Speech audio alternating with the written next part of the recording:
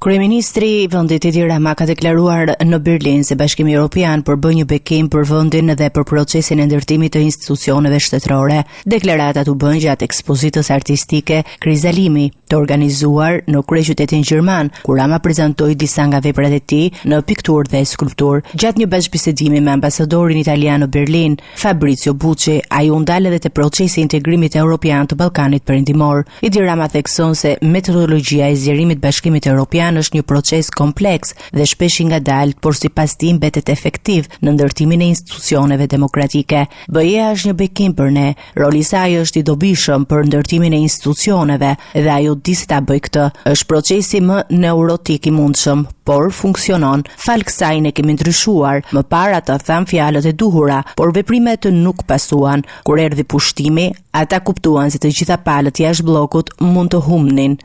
Kryeministri gjithashtu theksoi se Shqipëria mbetet e përkushtuar për të përmbushur detyrimet e saj në rrugën drejt antarësimit në BE, duke vijuar reformat dhe përpjekjet për parafrimin me standardet europiane. Ne duhet të bëjmë atë që duhet të bëjmë dhe ne do të ecim përpara, sepse kështu përmirësohemi. Lajmi i mirë është se nuk do të bëhemi kurrë një Gjermani, sepse nuk jemi të aftë për të, por një Itali e vogël. Në një reflektim më të gjerë, Rama foli edhe për ndryshimet në vend ndër vite, duke e krahasuar zhvillimin e Shqipërisë me modele të tjera europiane dhe duke nënvizuar se vendi po ndjek një rrugë të vetëm të transformimit. Sipas tij, procesi i integrimit dhe bashkëpunimi me Bashkimin Evropian beten faktor kyç për modernizimin e institucioneve dhe zhvillimin afatgjatë të Shqipërisë.